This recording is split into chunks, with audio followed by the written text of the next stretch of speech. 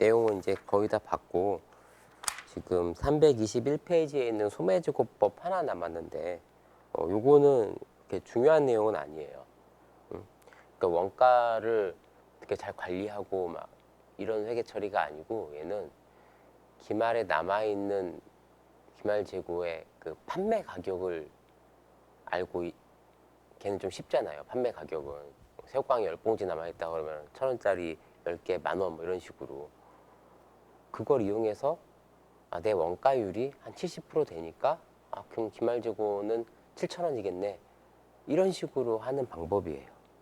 이런 식으로 하는 방법이고 그런 소매제고법을 쓸 때는 가격 인상 요인과 인하 요인까지도 반영해서 실제로 판매된 그 매가하고 원가율을 비교해서 원가를 산정해야 된다 이런 얘기인데요. 이게 인정해주는 방법은 아니에요.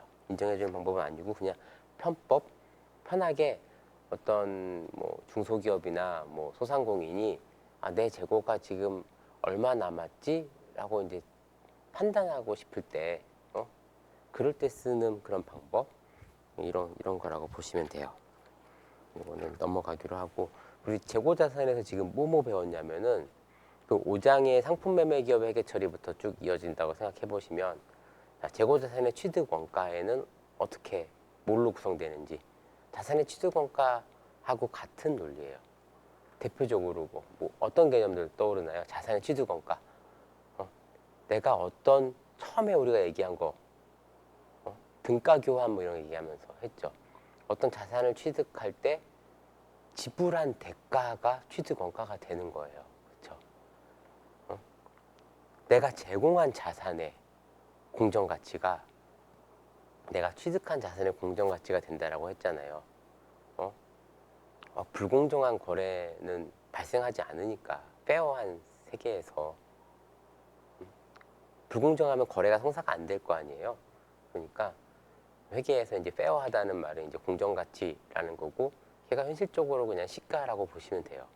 근데 자산을 취득하는 데 들어간 대가 이게 취득 원가가 되는 거고 그렇죠? 우리 처음에 자산 취득 원가 얘기할 때 역사적 원가 뭐 이런 거 얘기할 때 했던 그리고 또 다르게 이렇게도 정의했죠. 내가 자산을 의도한 용도로 사용하기 위해서 지급한 모든 대가 그것도 같은 말이죠. 응? 내가 이 자산을 사오기 위해서 해외에서 수입하는 건데 선적지 인도 조건이야. 해외에서 이게 선적되는 순간에 내 재고가 돼버렸어. 그럼 안전하게 가져와야 되니까 그 운반하는 비용도 다 내가 부담해야 되고 뭐 해적이나 전쟁 이런 위험에 대비한 보험도 들어야 되고 그런 것도 다 재고자산의 취득 원가를 구성을 하는 거예요. 내가 지급한 대가예요, 걔도. 응? 근데 이제 뭐 상대방이 깎아줬어. 애누리 뭐 반품한 일부는 반품했어. 그러면 환출 대금 지급을 일찍 해줘가지고 또 깎아줬어. 그러면 할인 이런 것들은 또 빼줘야 되죠. 이런 것들이 그런 걸 이제 고려해 주는 것들도 그냥 큰 틀에서 이해를 하시면 돼요. 뭐 이렇게 막 애누리하고 환출은 빼주고 할인도 빼주고 운임은 더해주고 이런 공식을 외워서 하는 것보다도 그냥 상식적으로 생각을 해보는 거예요. 자산의 정의는 내가 제공한 대가가 이 자산의 취득 원가가 되는 거야. 자산의 취득 원가는. 그리고 내가 이 취득 원가로 지불했다라는 거는 내가 이 자산을 내가 의도한 용도대로 쓰기 위해서 기꺼이 지불해야 되는 대가를 다 말하는 거야. 이렇게 그냥 개념적으로 딱 이해를 하는 게 더 좋은 방법이라고 생각해요, 공부할 때. 막 일일이 외우고 그런 것보다도 이렇게 하면은 굳이 외울 필요가 없겠죠. 얘가 뭔지만 알면 되잖아. 애누리가 무슨 뜻인지, 환출이 무슨 뜻인지, 할인이 무슨 뜻인지 이런 것만 알면 되는 거잖아요. 그렇게 이제 취득 원가를 결정하는 거고. 그 다음에 자산의 비용화. 자산을 사용하면은 비용화가 돼야 되는 거잖아요. 이 자산으로 내가 수익을 얻었으면 그거에 대한 비용을 인식하는 게 또 이제 회계의 숙제란 말이야. 재고자산이 이제 으로 수익을 얻는 방법은 재고자산을 매각함으로 인해서 판매함으로 인해서 내가 매출 수익이 발생하고 돈을 벌잖아요. 그러면 그 비용은 내가 그 사온 대가가 그때 이제 비용이 되는 거죠. 그 재고자산을 비용 처리하는 그 비용 이름이 매출원가예요. 매출원가. 자산을 취득하는 그 자산의 대가, 자산의 취득 원가, 매출원가는 원가하고 비용하고 이제 좀 다른 개념인데, 매출원가가 이름에 원가가 들어가서 되게 헷갈려요. 원가. 원가는 자산을 구성하는 거예요. 내가 어떤 것들을 얻기 위해서 제공한 대가가 원가야. 매출원가는 이름이 매출원가예요. 계정 과목 이름이 매출원가예요. 매출원가는 원가다가 아니고 매출원가는 비용 중에 하나예요. 재고자산은 비용 처리하는 비용 계정 중에 하나야. 이렇게 비용화하는 거. 어떻게 비용화를 하느냐? 내가 사온 가격에 이제 내가 사온 이 원가만큼이 비용화가 되는 거야. 매가만큼이 수익이 되는 거고. 그런데 이 원가를 인식하는 방법, 원가를 측정하는 방법, 계속기록법, 실사법 했었고, 실사법 회계처리에 얘가 5장에서 배운 3분법 회계처리고, 그리고 실사법으로 할 때 하든 계속기록법으로 하든 이 물건이 판매된 거를 어떤 순서로 판매됐다라고 볼 건지, 뭐 어떻게 이 원가를 그 비용화하는 매출 원가를 어떻게 인식할 건지, 남아있는 기말재고가 어떻게 구성된 거로 볼 건지, 이게 이제 물량 흐름의 과정이에요. 재고자산 원가 흐름의 과정.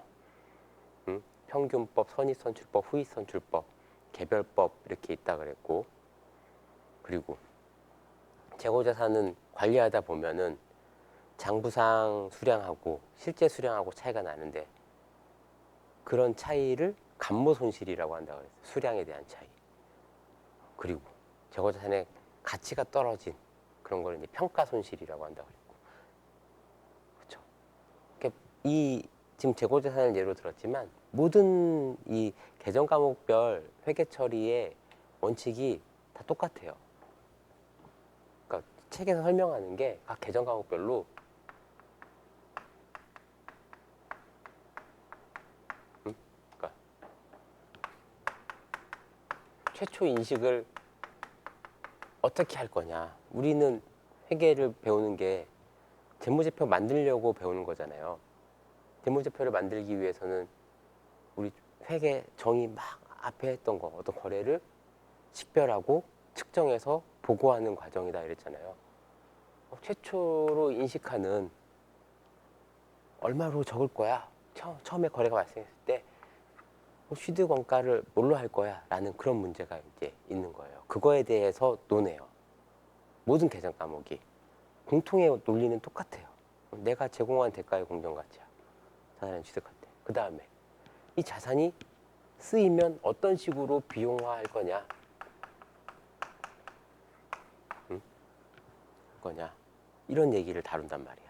그 다음에 또 무슨 숙제가 있어요? 기말에 남아있는 자산이 재무상태표에 이제 표시가 되게 되는데, 얘가 페어한 거냐? 이거죠. 기말 자산 금액이 공정가치를 잘 나타내고 있느냐, 공정하지 않은 가치로 표현될 위험은 없는지, 이런 걸 보는 거. 기말에 평가해주는. 모든 계정 과목들이 다 이런 순서로 설명을 하고 있어요. 재고자산도 마찬가지. 순매입액 개념이 여기서 나오는 거고, 매출 원가를 인식하는 방법, 그러기 위해서 기말재고를 어떻게 평가해야 되는지, 물량 흐름에 따른 그 원가 흐름 가정, 뭐 이런 거 배우는 거고, 감모손실, 평가손실 이런 얘기를 하는 거예요. 자, 이제 재고자산은 끝났고요. 연습 문제는 제가 여기서 수업 시간에 같이 풀면 너무 오래 걸리니까 재고자산 쪽은 연습 문제를 좀 연습해보는 게 좋아요. 327페이지에 문제 2번. 문제 2번이 이제 그 얘기 남아 있는 거예요. 기말 재고에 포함될 항목 결정하는 거. 뭐 선적지 인도 조건이냐, 뭐 도착지 인도 조건이냐에 따라서 어떻게 누구의 재고가 되는지 뭐 이런 얘기 하는 거 있었죠. 요거 한번 풀어보시면 좋고요. 그 다음에 우리 그 원가 흐름 가정 연습하는 문제로는 3번. 3번 한번 해보세요. 그리고 순실현 가능 가치하고 관련돼서 풀어보면 좋은 게 4번.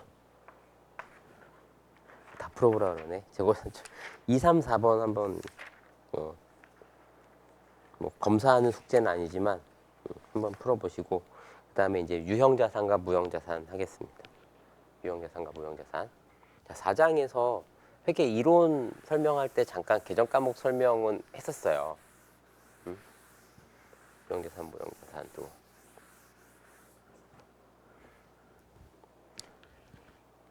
자, 유형자산은 재화의 영역의 생산이나 제공, 타인에 대한 임대 또는 관리 활동에 사용할 목적으로 보유하는 물리적 형태가 있는 자산으로서 한 회계 기간을 초과하여 사용할 것이 예상되는 자산을 말한다. 한 회계 기간을 초과하여 사용할 것이 예상되는 자산. 비유동 자산이죠? 유형 자산은 그냥 이런 거예요, 이런 거. 이런 거. 학교의 유형 자산. 건물, 이런 책상, 칠판, 이런 것들. 이런 게 유형 자산이에요. 얘는 뭐야? 얘도 유형의 자산인데, 자, 한 회계 기간을 초과하여 사용할 것 같은가요? 아니죠. 이런 건 소모품이죠, 소모품. 소모품이에요. 자, 유형 자산은 이런 거예요. 그리고 자, 유형자산은 자, 제일 먼저 여기도 취득원가를 얘기하고 있죠. 자, 유형자산의 취득원가는 해당 자산을 취득하기 위하여 취득 시점에 지급한 현금 또는 현금성 자산이나 제공한 기타 대가의 공정가치. 우리 처음에 얘기했던 거랑 똑같죠. 자산의 취득원가 얘기하면서 제공한 자산의 공정가치. 그런 거예요.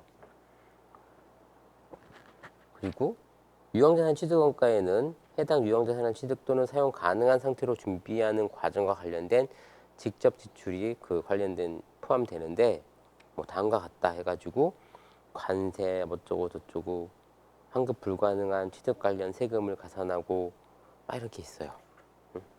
이게 뭐냐면 내가 이 자산을 취득하기 위해서 어쩔 수 없이 부담해야 되는 것들. 자, 환급 불가능한 취득 관련 세금 뭐예요? 내가 땅을 샀어. 자동차를 샀어. 어떤 우리나라는 이게 내 거다라는 법적으로 이게 증빙을 하기 위해서 등기를 하잖아요. 그렇죠? 응? 땅이나 건물을 사면 등기를 해야지 등기부에 몇 번지에 있는 뭐가 이게 누구 겁니다가 딱 찍히잖아. 그래야지 내 거가 되는 거잖아요. 등기를 할 때는 등기하고 관련된 세금을 내요. 등록면허세라고 돼요. 등록면허세. 옛날엔 등록세 이랬는데 이름이 바뀌었어. 등록면허세. 그리고 이런 자산 취득과 관련해서 등록면허세를 내면 등기를 내주느냐? 아니에요. 등록면허세를 내고 등기를 할 때 등기소에서 이걸 줘. 취득세 보지서를 또 줘요. 응? 그리고 등록할 때 취득세 신고도 해야 돼. 취득세 신고하면 취득세 고지서 줘요. 그럼 한 달 이내 내야 돼요. 자산의 등록과 관련된 세금, 취득과 관련된 세금은 내가 이 자산을 취득했기 때문에 부담해야 되는 거예요. 그럼 이런 세금들은 발생했을 때 현금이 나가고 뭐 세금과 공과 이런 식으로 처리하게 되면 비용이 돼버리잖아요. 이렇게 하지 말라는 거예요. 자산의 취득 원가로 가라는 거야, 이런 세금들은. 건물을 샀으면은 건물에 가산시키는 거예요. 건물의 취득 원가는 내가 구입한 건물값하고 이런 세금 들어가는 거예요. 그리고 여기서 얘기하고 있는 약간 너무 디테일한 것 같긴 한데 환급 불가능한 세금, 당연히 환급 가능한 세금은 자산의 취득원가가 아니겠죠. 돌려받으니까. 환급되는 세금은 뭐가 있어요? 부가가치세. 부가가치세는 환급이 돼요. 매입세액을 환급받아 나중에. 부가가치세 같은 경우에는 그래서 별도로 환급받기 때문에 별도 자산으로 인식을 해요. 부가가치세 대격금 뭐 이런 식으로 별도 자산으로 인식한다고요. 회계 원리니까 부가세 얘기까지 하긴 좀 그런데 그런 것들. 그리고 뭐 기계 같은 걸 샀으면은 뭐 시험 가동도 해봐야 되고, 설치도 해야 돼. 우리 집에서 에어컨 살 때도 에어컨 그냥 돈 주고 사면은 바로 쓸 수 있는 게 아니죠. 설치 기사가 와가지고 막 설치하고 배관도 빼고 막 이런 거 다 해야 되잖아요. 그런 걸 다 해야 되는 거예요. 그런 것들까지 다 자산의 취득 원가로 본다라고 얘기를 하고 있는 겁니다. 읽어보면 뭐 이런 거 다 있죠. 응? 매입 또는 건설과 직접적으로 관련해서 발생한 종업원 급여까지. 이런 이 사오는 업무를 담당한 얘의 그 기간에 해당하는 급여 이런 것까지도 넣으라고 나와 있어요. 직접 관련된 거. 설치 장소 준비 원가, 최초 운송, 취급 관련 원가, 운반비 얘기하는 거예요. 재고자산으로 치면은 설치 원가, 조립 원가, 정상 작동하는지 여부 시험 과정에서 발생하는 원가, 뭐 시험 가동비 이런 거, 전문가에게 주는 수수료 뭐 이런 것들 그런 거 있습니다.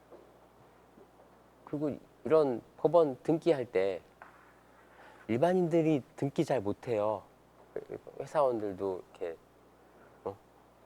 법원에 가서 등기를 하는 업무 해본 사람 거의 없을 거예요. 저도 직접 가서 등기는 안 해봤는데 등기해주는 사람들이 있어요. 이런 사람들이 이제 법무사라고 하죠. 법무사. 법무사. 법무사들이 가서 이제 등기를 해주는데 법무사 공짜로 안 해주죠. 수수료 내죠. 그럼 법무사 수수료도 자산의 취득 원가가 되는 거예요. 그런 경우에 자동차 등록은 자동차 영업사원이 해주죠. 그런 것들이 다 이제 자동차 팔 때 그 가격에 다 들어가 있는 거예요. 뭐 서비스로 해준다라고 하면 그만큼 또 빠지는 거고 그런 겁니다. 그리고 막 뭐 국채, 공채 이런 것도 사요. 국공채. 땅 살 때 국채 채권 사야 되고 자동차 살 때도 채권 사야 돼요. 나라에서 얼마 이상 뭐 자산 취득하면은 채권을 강제로 판단 말이에요. 그럼 채권을 실제로 갖고 있는 사람은 없죠. 채권을 사서 그 자리에서 팔아요. 보통 받지도 않아. 그 자리에서 그냥 내가 구입하는 채권하고 파는 채권 가격의 차익만큼 손해보는 것만큼 은행에 줘. 몇천 원 이렇게 나와요. 그럼 채권 할인료라고 하죠. 그런 것들을. 채권 할인료 이런 것까지도 다 자산의 취득 원가가 되는 거예요.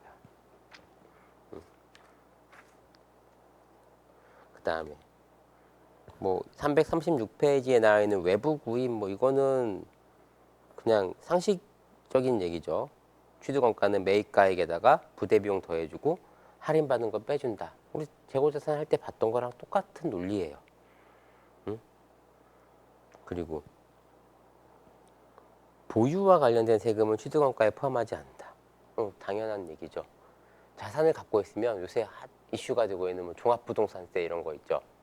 그거는 갖고 있음으로 인해서 내가 내는 거야. 자산을 그냥 갖고 있음으로 인해서 매년 내는 세금이에요. 이런 건 취득하고 관련된 게 아니에요. 그런 건 비용입니다. 비용. 취득할 때 내는 세금이 이제 취득 원가가 되는 거예요. 내가 의도한 용도로 사용할 수 있을 때까지 들어간 원가, 이게 취득 원가가 되는 거예요. 취득 이후의 지출은 다르게 판단을 하는 거예요. 취득 이후의 지출은 얘는 취득 이후의 지출이야. 보유세는 자동차 갖고 있으면 매년 자동차세 내야 되고, 건물 갖고 있으면 재산세 내야 되고, 땅 갖고 있어서 재산세 내야 되고, 또 토지나 주택 같은 경우에는 일정 금액 이상 되면 종합부동산세도 내야 되고 막 그래요. 그런 것들은 취득원가에는 포함하지 않습니다. 그 다음에 일괄구입. 일괄구입. 일괄구입의 대표적인 예가 이제 부동산이에요. 건물만 살 수 없잖아요.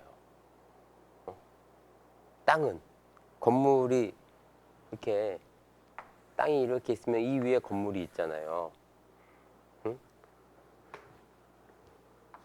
땅의 주인하고 건물의 주인이 보통 같죠, 그렇죠? 다른 경우도 별로 없죠, 그런 경우는. 이거를 산다, 이게 내 거가 되려면 땅하고 건물을 다 사야 되는 거잖아요. 그리고 보통 이게 매매될 때는 이 합쳐진 가격으로 매매가 되는 거예요. 합쳐진 가격으로. 합쳐진 가격으로 매매가 되는데 회계 처리할 때는 회사에서 회계 처리할 때는 토지 얼마, 건물 얼마 이런 식으로 회계 처리를 해야 돼요. 그래서 이 부동산 매매 계약서를 보면 총 매매 대금이 몇 억인데 토지비가 얼마고 건물에 대한 가격이 얼마다 이런 식으로 매매가 돼요. 그리고 이 부동산을 파는 사람이 어떤 부동산을 판매하는 사업자다. 어떤 부동산을 받고 있는 어쨌든 이렇게 사업을 기업이다. 사업자다라고 하면은 부가가치세도 내야 돼요. 부가가치세가 이제 토지는 면세이기 때문에 건물의 과세가 돼. 그런 것 때문에 이 매매계약서에는 토지하고 건물 가격이 구분돼서 표시가 되어 있습니다. 구분돼서 표시가 되어 있는데 이런 것들은 한꺼번에 사죠. 그래서 여기 있는 비율대로 계약서에 있는 것대로 인식을 해요. 근데 그런 걸 모른다라고 하면은 공정가치 비율로 안분해서 배분한다 이렇게 나와 있어요. 자, 예로 지금 뭐 일괄해서 100원에 구입했는데 토지의 공정가치 비율이 60%고 건물이 40%다라고 하면 100원 주고 샀으면 100억 주고 샀으면 토지 60억, 건물 40억 이런 식으로 회계 처리하라는 얘기예요.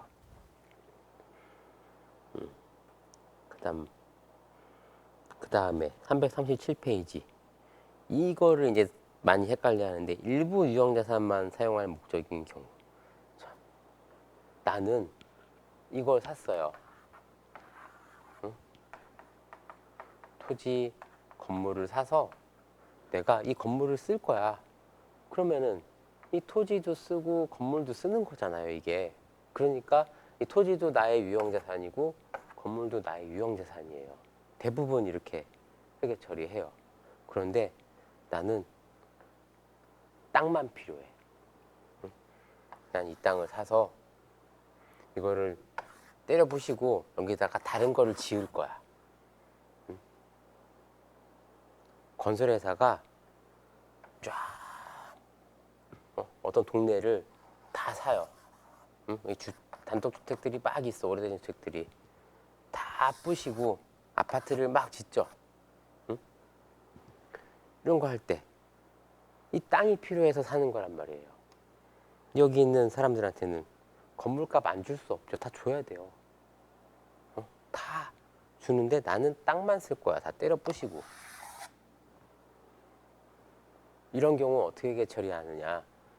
나는 뭘 산 거예요? 내 자산은 뭐예요? 이렇게 되면 건물은 내 자산이 아니죠. 사서 부실 거야. 나는 토지를 산 거예요. 토지를 사는 거예요. 그러면 이게 내가 구입한 이 비용이 그러니까 원가 지불한 대가가 전부 토지가 되는 거예요. 얘만 토지냐? 이거 부시는데도 돈 들어가죠. 철거공사 해야 되죠. 그럴 때는 이제 취득가액에다가 구건물 철거비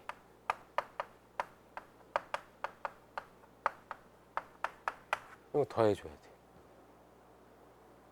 그리고 막 부셨어.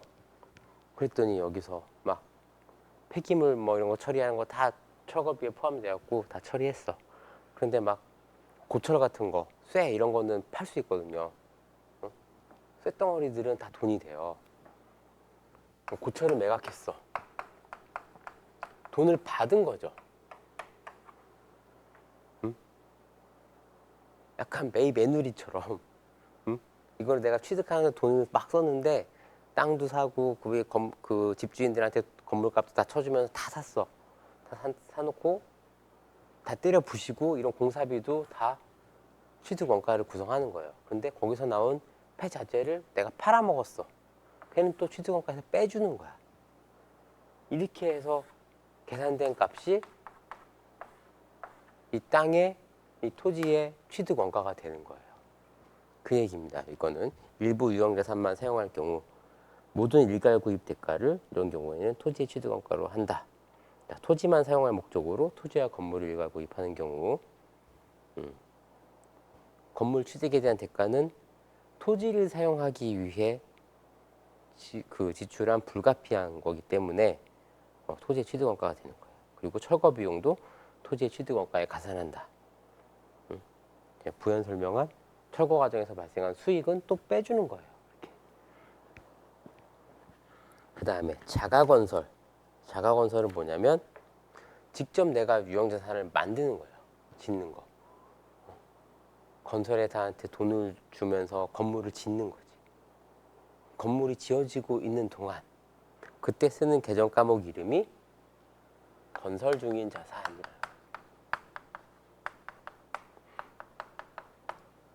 자, 건설 중인 자산이라는 용어는 건물을 예로 들면은 되게 이해하기가 쉬워요.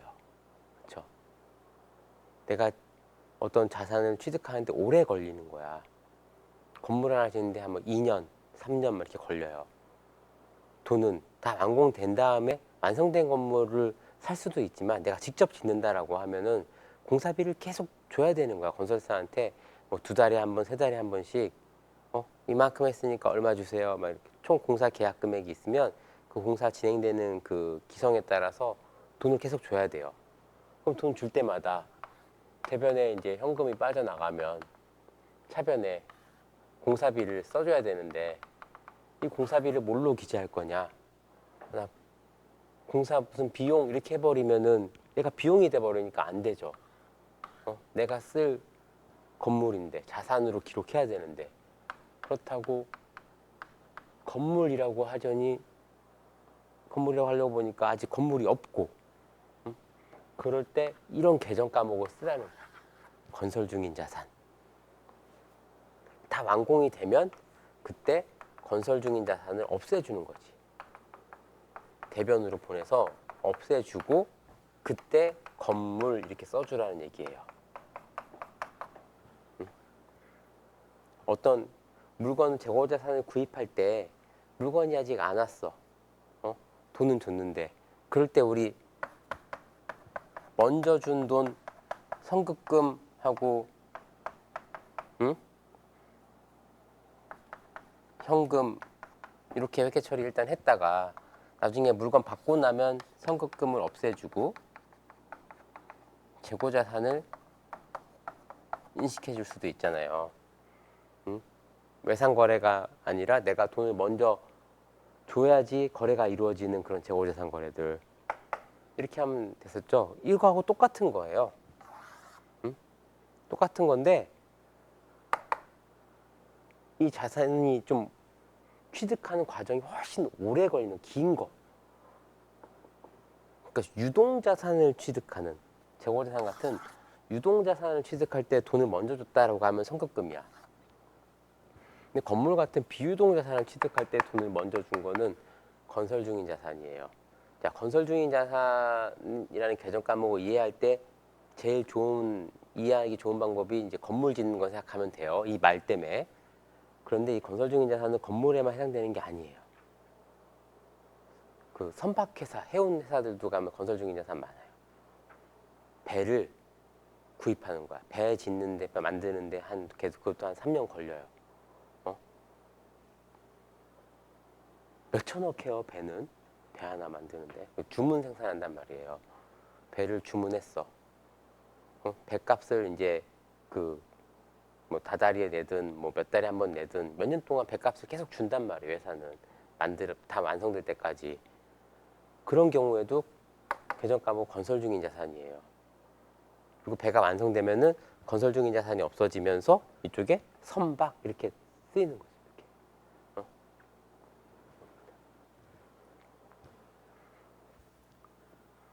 이런 거. 그러니까 건설 중인 자산에 대한 이해는 건물로 이렇게 딱 이해를 하시면 좋고,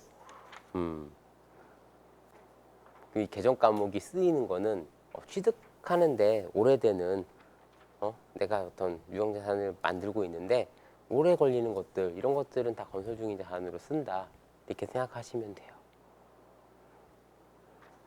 그 다음에 무상취득.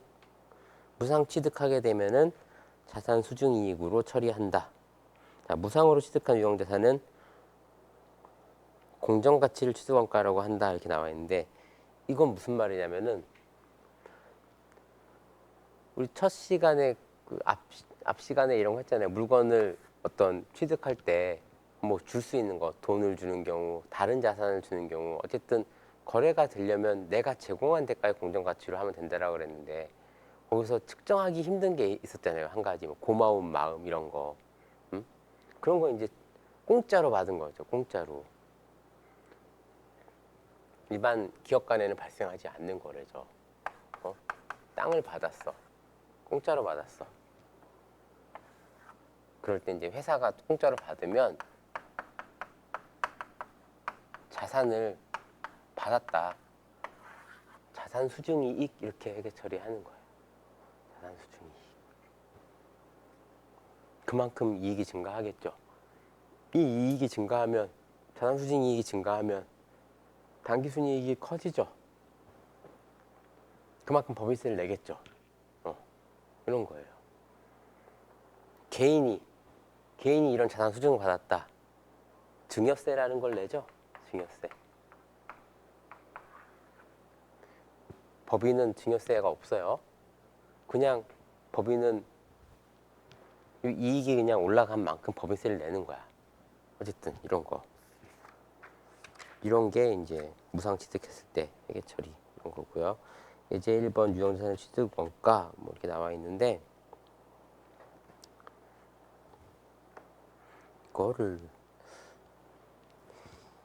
이게 예제 1번이 회계 처리하라는 건데 생소한 게 아닐 거예요. 이렇게 유형자산 취득 원가 취득했을 때 회계 처리를 우리가 언제 해봤냐면은 2장 복식부기 이런 거 처음 배울 때 회사를 설립하고 뭐 건물을 뭐 1,000원 주고 사고 막 이런 거만 했잖아. 그때 다 했던 거예요. 응? 그때 다 했던 거.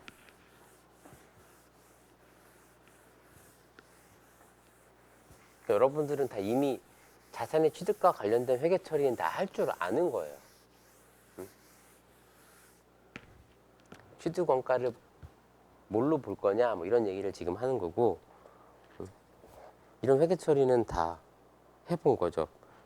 339페이지에 있는 예제 보기 전에 해답부터 한번 보세요. 해답에 있는 분개된 것들, 차변의 차량 운반구, 대변의 현금 뭐 이런 거 다 했잖아 우리. 복식부기에 기초할 때 다 한 거잖아요. 어려운 거 하나도 없어요. 취득과 관련된 회계 처리는. 특이한 거 한번 볼까요? 특이한 거.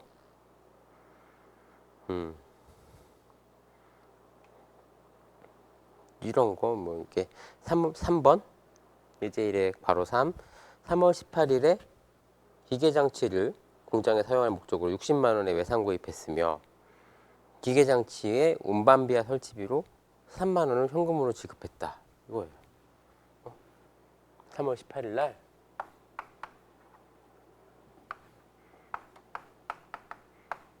기계장치를 샀어. 60만 원에. 외상으로 샀어요. 미지급금이죠.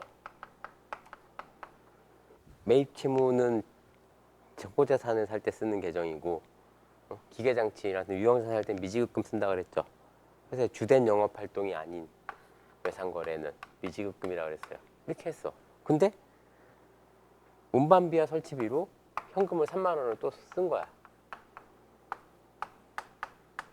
그럼 이 운반비하고 설치비가 운반비 이런 비용이냐? 아니라는 거예요. 이 기계장치를 내가 의도한 용도로 쓰기 위해서는 운반비하고 설치비는 반드시 들어가야 되는 거니까 이 3만 원도 기계장치가 되는 거예요. 이렇게 해주면 돼요.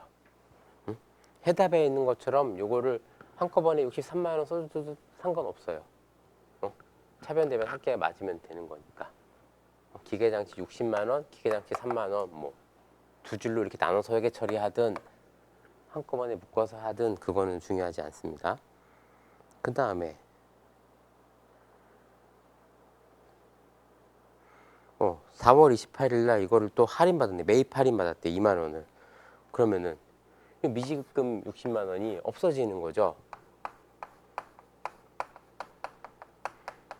이거 다 했던 거예요, 우리.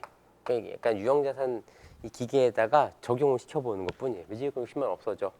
우리 현금 얼마 줬어요? 58만 원 줬다 그랬어요. 2만 원은 할인 받은 거죠. 응? 우리 재고자산 거래였으면 얘를 매입 할인이라고 한다 그랬고, 매입해서 직접 차감해서 회계 처리해도 된다 그랬고 그랬잖아요. 이거 유형자산 거래니까 이 할인 받은 만큼 기계 장치에서 빼주면 돼요, 이렇게. 응? 어려운 건 없죠. 그 다음에 좀 특이한 게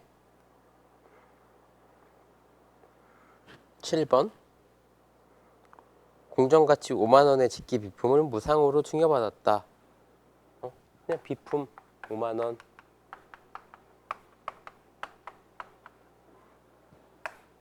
공짜로 받았으니까 자산 수증 이익 5만 원 이렇게 되는 거예요. 응? 자, 직기 비품에 대한 개정 과목이 비품이라는 말이 이게 생각이 안 나서 회계 처리를 못했다. 이런 건 하지 말라고 그랬어요. 만약에 뭐 TV를 5만 원짜리 TV를 줬다라고 하면은 이 비품이라는 말이 생각이 안 나면 그냥 TV라고 쓰세요. TV라고 써놓고 응? 답을 보니까 비품이라고 썼네. 다음부터 비품으로 써야지. 이렇게 해서 기억하면 되는 거예요. 응? 그러니까 개정 과목을 정하는 그런 거에 대해서는 고민하지 말라고 얘기했었죠. 그리고 익숙해지면은 이게 생각이 날 거예요. 그리고 문제에서도 지금 직기 비품이라고 얘기했으니까 요 개정 과목 이름은 비품이겠다 이렇게 느낌이 오잖아요. 이런 거. 그 다음에 또 할 만한 게 뭐가 있을까요? 6번? 6번하고 8번을 같이 보면 되겠네. 자, 7월 14일에 공장 건물과 관련해서 건설사한테 30만 원을 현금으로 줬고 공장 건물은 11월 30일에 준공될 예정이다. 그랬어요. 7월 14일에 공장 건물을 짓기 위해서 공사비를 준 거예요. 30만 원을. 얘는 내가 공장 건물이라는 유형자산을 취득하기 위해서 지불한 돈인데 아직 건물은 안 생겼어. 이럴 때 쓰는 개정 과목 이름이 건설 중인 자산이다. 처음 써보는 분계니까 해본 거예요. 그 다음에 이제 완성되면 자 8번에서 이제 완성이 되잖아요. 11월 30일 날 공장 건물 건설이 완료돼서 건설 대금 중 30만 원을 현금으로 지급했다.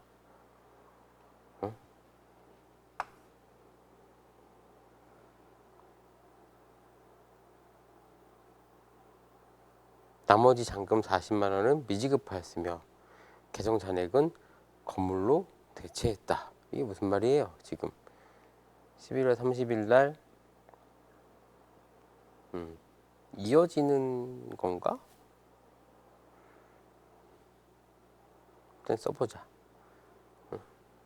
현금 30만 원을 줬대요. 일단 현금 30만 원을 줬어.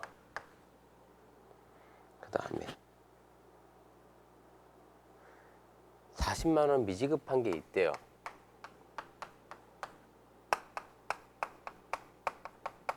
미지급금 40만 원이 있다는 얘기네요. 그리고 건설 중인 자산의 개정 잔액을 건물로 대체했대. 요거.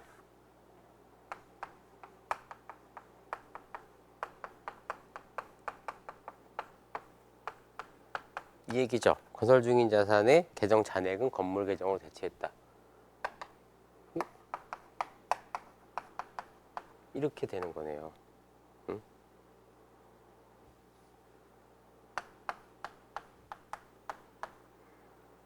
이렇게 되는 거네요.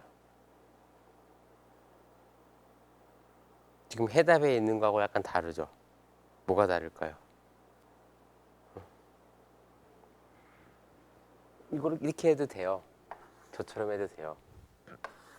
저는 이 건물이 완성되면서 이 문제에서 완료됐다라고 했기 때문에 30만 원, 40만 원 준 거를 그냥 바로 건물로 써버린 거야. 그리고 7월에 준 건설 중인 자산 30만 원을 없애주면서 건물 100만 원 이렇게 잡은 거예요. 해답에서는 지금 어떻게 해놨죠? 이 공사비를 줄 때 일단 건설 중인 자산으로 회계 처리를 한 거예요. 미지급금 40만 원. 어쨌든 건설사가 70만 원 달라고 했으니까 30만 원 현금으로 주고 40만 원은 미지급한 상태가 된 걸 거 아니에요. 그래서 건설 중인 자산 70만 원을 이렇게 먼저 해주고 그 다음에 앞에 있던 요 30만 원하고 합쳐서 완성됐으니까 건설 중인 자산을 없애준 거예요. 남아있는 잔해 요 70하고 30 합쳐서 100만 원을 없애주고 건물이 100만 원이 생긴 거야. 이 분계랑 이 분계랑 똑같은 분계예요. 실질이 똑같은 분계예요. 여기서 양쪽으로 적어준 거 건설 중인 자산 70만 원, 100만 원 차이 하면 이쪽에 30만 원이 있겠죠. 응? 그리고 건물 100만 원 잡히고 결과는 똑같아요. 이렇게 분계해도 되고 이렇게 분계해도 돼요. 뭐 둘 중에 하나가 틀린 건 아니고 둘 다 맞는 분계예요. 이렇게 해주면 된다. 쉽죠? 그 다음에 이제 취득 후 지출이라는 게 있어요. 취득 후 지출. 자, 유형자산은 일단 그 자산 자체가 1년 이상 오래 쓰는 이런 자산이기 때문에 사놓고 나서 추가적인 지출이 계속 발생할 수가 있어요. 자동차도 사면은 뭐 엔진 오일도 갈아줘야 되고, 그렇죠? 타이어도 갈아줘야 되고 그래요. 기름도 넣어야 돼. 집도 뭐 고장나면 고쳐야 되고 증축도 할 수 있고 이래요. 그런 것들을 어떻게 회계 처리할 거냐 이런 얘기를 하고 있어요. 자, 취득 후 지출은 두 가지로 나눠서 설명을 하는데 어떤 유형자산에 내가 추가 지출을 했어.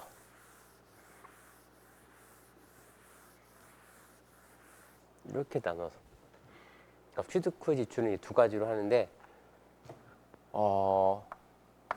자산의 취득 원가에 가산시키는 지출이 있고 비용으로 인식하는 이런 지출이 있어요. 어떤 지출은 내가 자동차에다가 막 튜닝을 막 했어. 그럼 내 자동차가 1,000만 원 주고 산 건데 튜닝까지만 해가지고 1,300만 원, 내 차는 이제 1,300만 원짜리야. 이렇게 생각할 수 있잖아요. 그렇죠? 자전거 되게 비싼 거 아시죠? 자전거를 1,000만 원짜리 샀어. 그런데 핸들을 좀 더 이렇게 에어로 효과를 낼 수 있는 드롭바로 그 유바를 달았어. 이렇게 타는 자전거 알죠? 저도 그런 거 있는데 그 교체했어. 그러면 자전거가 1,000만 원짜리가 100만 원 더 추가하고 1,100만 원이 됐어. 거기다 막 구동계를 바꿔. 뭐 울테그라였는데 스램으로 바꿨다. 뭐 전동식 이런 걸 바꿨다. 그러면 이런 것들은 왠지 취득원가를 가산시켜줘야 될 것 같은 느낌이 들잖아요. 그런 지출이 있고, 체인이 끊어져서 교체했어. 브레이크가 고장나서 교체했어. 타이어 빵꾸 나서 갈았어. 이런 것들도 있죠. 그런 거는 이제 취득원가에 가산할까요? 딱 그런 것들은 이제 비용으로 바로 처리해야 될 것 같은 느낌이 들죠. 이렇게 구분을 해요. 이런 것들 취득원가에 가산하는 지출을 자본적 지출이라고 하고, 비용으로 인식하는 거를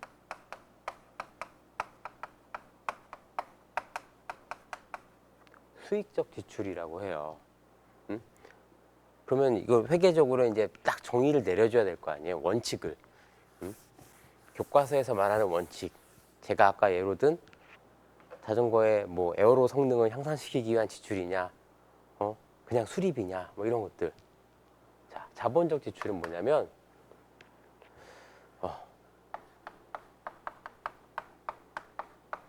자산의 가치가 올라가는 거, 또는 내용 연수가 올라가는 거, 더 오래 쓸 수 있게 하는 이런 거예요. 수익적 지출은 뭐냐면 현상 유지, 이런 거예요.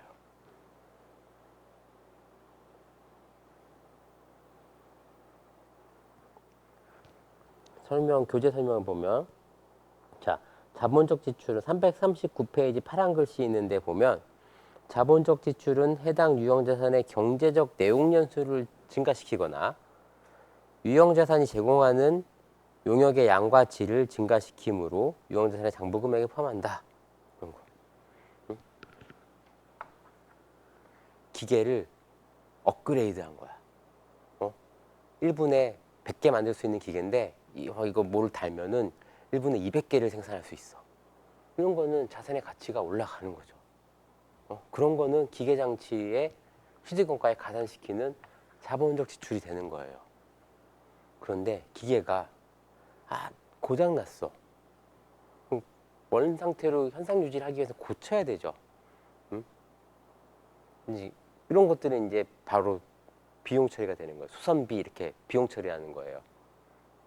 똑같이 현금을 뭐 100을 썼는데 자본적 지출에 해당하면은 차변에 기계 장치 이렇게 해당 자산을 가치를 이렇게 올려주는 거예요.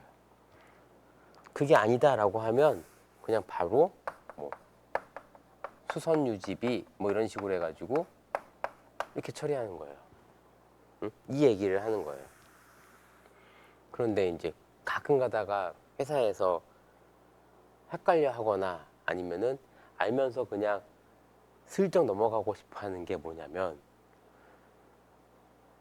이거 있잖아요. 내용 연수.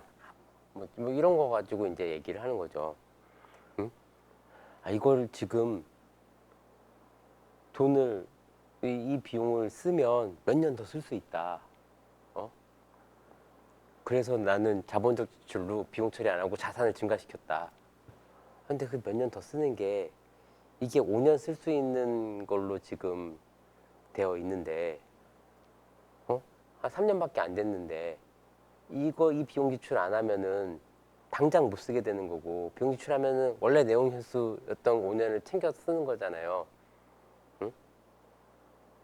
그런 거는 내용 연수를 증가시키는 거라고 볼 수 없는 거예요. 본래의 내용 연수를 증가시켜야지 내용 연수를 증가시킨다는 거지. 얘가 좀 맛이 가가지고 본래 내용 연수를 채우지 못하고 막 죽을 위기에 있는 자산이야. 걔를 본래 내용 연수까지 연장시키기 위해서 수리를 한다, 이런 비용이다라고 하는 거는 자본적 지출이 아니에요. 수익적 지출이에요. 그런 것들은. 그런 거.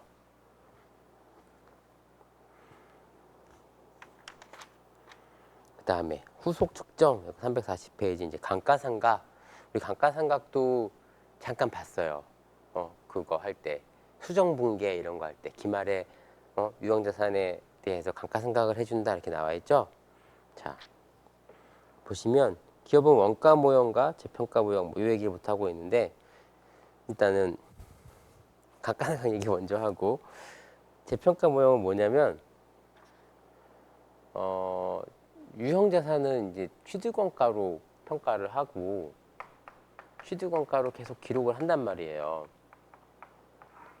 이게 원칙이야. 이게 원가 모형이에요. 원가 모형. 그리고 이 원가 모형 하에서 유형자산이 사용되는 만큼 회사에 기여를 했다라 그만큼 자산이 쓰였다라고 봐서 비용 처리를 해주는 게 있어요. 이게 이제 감가상각비라는 비용이야. 응? 우리 잠깐 봤었던 기말 수정분계 이런 거 할 때 잠깐씩 등장했었던 감가상각비라는 게 이제 여기서 나오는 거예요.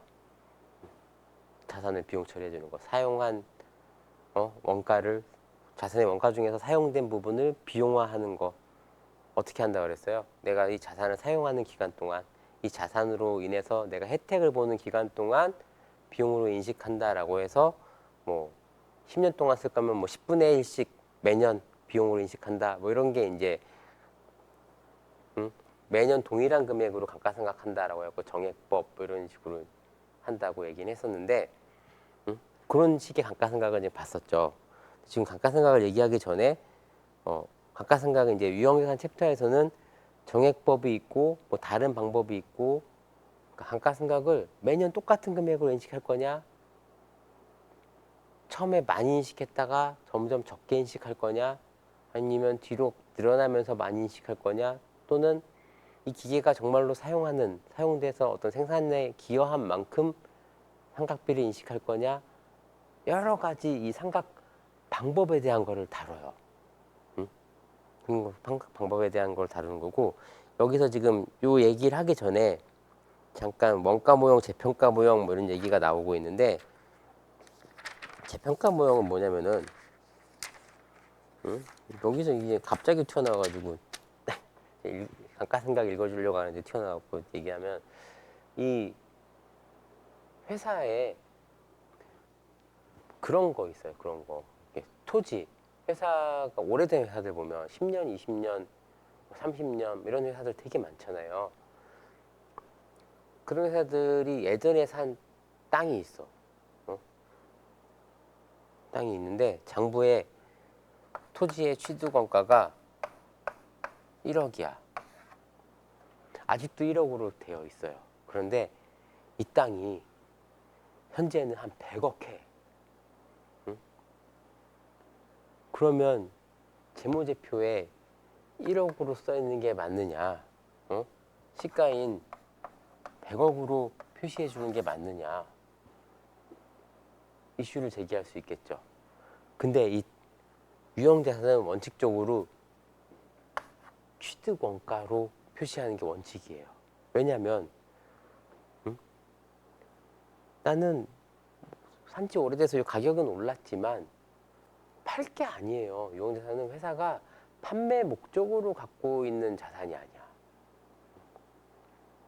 이게 어떤 투자 목적의 투자 부동산이다라고 하면은 투자 자산이니까 공정 가치로 평가해야 되는 이슈가 있어요. 페어 밸류로 평가해야 되는 이슈가 있는데 유형 자산이야. 사용하는 자산. 내가 사용하는 자산이기 때문에 취득원가로 인식하는 게 맞는 거예요. 그런 거랑 똑같아. 우리 집이 내가 5억 주고 분양받아서 살고 있는데 1년 만에 10억이 됐어. 그러면은 기분은 되게 좋죠.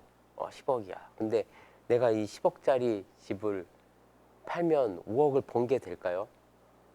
내가 살 집이 있어야 되잖아요. 또 사면은 또 그때는 10억을 주고 또 집을 사야 되는 거야. 시세가 올랐기 때문에. 그런 거랑 비슷한 거예요. 뭐 안 오르는 것보다 좋긴 하겠지만 유형자산의 가치를 평가한다는 거는 내가 사용하는 목적이라서 이렇게. 근데 이제 너무 오래되니까 회사가 재평가를 하고 싶은 거지. 재평가를 장부에 100억으로 이렇게 표시를 하고 싶은 거예요. 옛날에는 안 됐는데 이게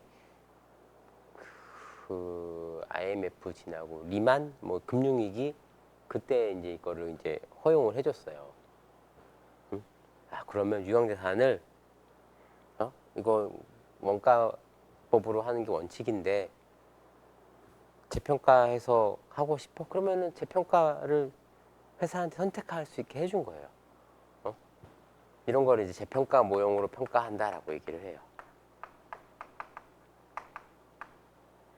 재평가 모형이다. 자, 재평가 모형이라는 건 뭐냐면 이거를 선택하게 되면 이 가치라는 거는 일반적으로 상승을 해요.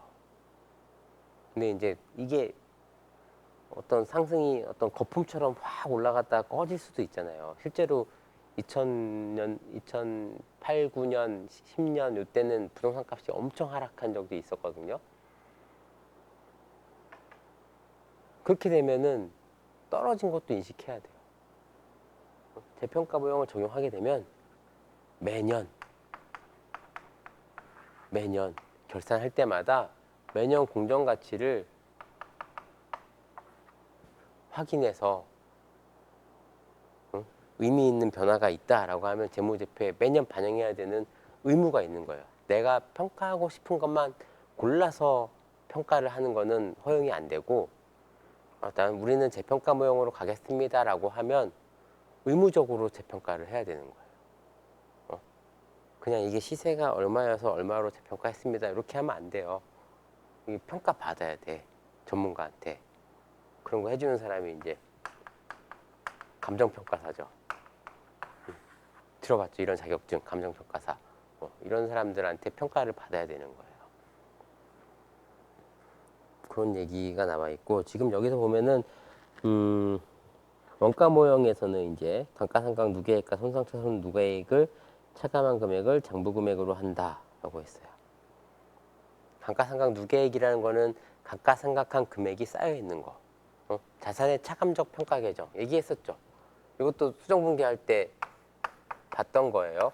차변에 감가상각비 얼마 하고 대변에 뭐 건물 이렇게 빼는 게 아니라 거기에 해당되는 감가상각 누계액 얼마 이렇게 해가지고 유형자산 밑에 차감 표시해주는 감가상각 누계액이 있다 그랬어요. 2장에서 했었어. 그리고 어떤 자산에 손상이 있었다. 그 상품 좀 전에 봤던 평가손실, 재고자산 평가손실 있잖아요. 그거랑 비슷한 거예요. 유형자산도 평가손실이 있을 수 있어요. 요새는 이제 해운지수가 많이 올라서 괜찮은데 불과 몇 년 전까지만 해도요. 우리나라 막 한진해운 망하고 막 이럴 때 국제적으로 이제 그 해운 운임이 너무 떨어져가지고 선박 운용하는 그런 해운사들이 갖고 있는 선박이 몇천억 주고 산 그런 배들이 그 자산 가치가, 사용 가치가 떨어진 거예요. 그 배를 이용해서 운항을 해서 벌어들이는 수입에 대해서 이 배가 한 20년짜리 탈 수 있는 배인데 20년 동안 이 배가 그 정도의 운임을 받고 항해를 한다라고 하면 이 배의 가치는 그 배 그 취득원가보다도 안 나오는 현재 장부가, 취득원가에서 현재까지 사용된 감가상각 누계액을 뺀 현재 가치, 장부에 있는 그 배의 가치, 그거에 현재에 못 미치는 일이 막 발생했단 말이에요. 그럴 때는 배가 자산 가치가 떨어졌다 이렇게 볼 수 있겠죠. 이 배를 이용해서 돈을 버는 회사가 이 배를 이용해서 벌 수 있는 돈이 확 줄은 거야. 그러면 이 배가 너는 뭐 1000억으로 평가를 하고 있지만 이 배의 가치는 지금 한 500억밖에 안 되겠네. 이랬을 때 그거랑 같은 거예요. 이 내가 갖고 있는 청바지가 유행이 지나서 더 이상 안 팔리겠네. 같은 거예요. 그럴 때 재고자산 평가 손실 인식하고 평가 충당금 인식해 준다 그랬잖아요. 유형자산은 그런 걸 이제 유형자산 손상 차손이라고 해요. 손상됐다 자산이. 그리고 손상 차손 누계액 이런 식으로 표시를 해줘요. 자, 이런 손상 차손 뭐 이런 회계 처리는 중급회계 가서 한다 이렇게 생각하세요. 회계 원리에서는 손상 차손 얘기도 뭐 쉽게 하는 것 정도는 볼 수는 있는데 지금 그것보다 감가상각을 먼저 여러 가지 감가상각 방법에 대한 걸 보는 게 회계 원리 시간에 더 맞는 것 같아요. 그리고 손상차손하고 관련된 거는 이렇게 한다, 이런 개념이 있다, 이 정도만 이해하셔도 될 것 같습니다. 왜냐하면 이제 기말고사 볼 때가 얼마 안 남았잖아요. 요거까지 공부하기엔 좀 벅찰 수 있어서 감가상각은 그래도 한번 봤던 거라서 감가상각까지 자, 이런 거 있어요. 지금 감가상각까지 진도를 쭉 어쨌든 나갈 거예요. 진도 나갈 건데 이렇게 합시다. 지금까지 얘기한 데까지 딱 시험 범위야. 자, 지금까지 한 게 시험 범위입니다. 수업이 한 2번 더 남았어요. 이제 2번 더 남았는데, 왜냐면 2번 남았냐면 우리가 추석하고 한글날 쉬어가지고 2번 남았는데, 자, 다음 시간에는 제가 복습을 한번 할 거예요. 시험 보기 전에. 그리고 마지막 보강주까지도 수업을 하고, 그 다음 주에 바로 시험이기 때문에 그때 배우는 것들은 이제 시험 범위에서 뺄 생각이에요.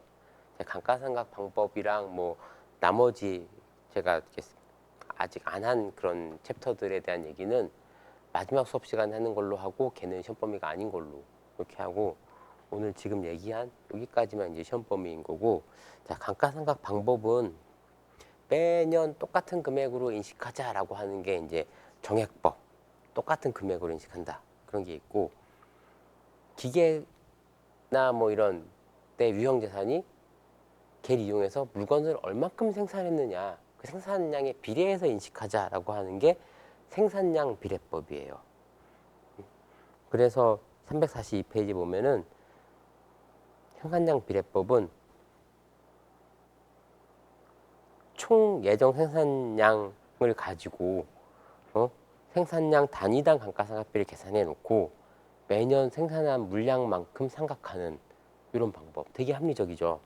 근데 이 방법은 총 예정 생산량에 대한 추정부터가 일단 어려운 문제에 봉착하게 되겠죠. 정액법이 이제 가장 쉬운 방법, 똑같이 나누는 방법 이런 거고, 그 다음에 이제 뭐 연수합계법 이런 게 있는데, 연수합계법은 이런 상각 방법을 이렇게 여러 가지 계산 방법이에요. 연수합계법 이런 거는 계산 방법인데,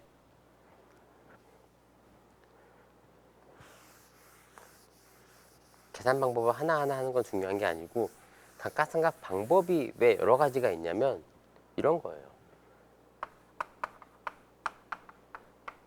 얘는 매년 똑같은 금액으로 가자, 그냥 n분의 1 하자 이거예요. 자, 논리적인 걸 얘기하는 거예요. 자, 생산량 비례법은 실제로 자산이 기여한 정도에 따라 하는 거예요. 총 예정 생산량분의 단기의 생산량만큼 여기다가 상각 대상 금액을 곱해서 매년 생산한 물량만큼 감가상각을 하자라는 거예요. 이론적으로 되게 우수한 방법이죠. 그 다음에는 이제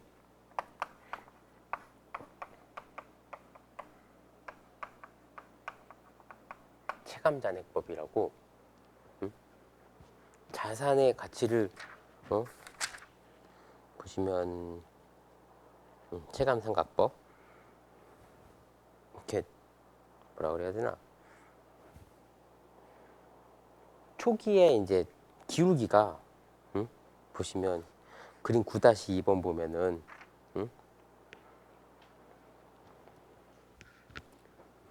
체감상각법이라고 표현. 체감상각법. 상각액이 점점 감소하는 방법이에요. 이게 뭐냐면은 어떤 자산을 딱 처음에 구입을 하면 새 거일 때가 가장 성능이 좋잖아요. 그러니까 그때 많이 생각하자는 거야. 제일 성능 좋을, 제일 기여를 많이 할 때. 몇 년 지나서 이게 5년 동안 쓸 자산이다 그러면은 4년 차, 5년 차 때는 얘가 기여하는 정도는 낮을 거야. 1, 2, 3년 차 때 높지. 그런 식으로 감가상각 방법이 상각비가 정액법은 매년 일정하게 이렇게 생각하잖아요. 1년 차, 2년 차, 3년 차에 똑같은 금액이 생각된단 말이야. 근데 체감 상각법은 이렇게 되는 거야. 이렇게. 초기에는 많이 생각하고 상각비가 높아요. 두 번째에는 좀 떨어져. 세 번째에는 더 떨어져. 이렇게. 이 체감상각법의 논리는 성능이 제일 좋을 때 많이 생각하자라고 하는 건 이제 수익비용 대응의 원칙 입장인 거고, 또 이제 자산의 평가 측면에서도 그런 느낌이 있어요. 왜 차 사면 사자마자 바로 중고차 값 된다 그러잖아요. 그런 느낌. 1년 타면 반값이야 그냥 차값은. 그러니까 장부에도 가치를 1년 차 지나면 뚝 떨어뜨리는 게 맞겠지. 이런 식으로 가는 상각 방법. 그래서 감가상각 방법은 회계적으로는 합리적인 방법을 선택하는 거예요.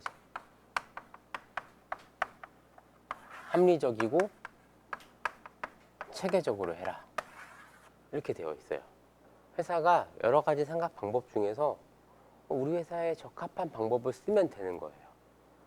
그럼 어떤 게 합리적이고 체계적인 방법이냐? 대부분 그래서 이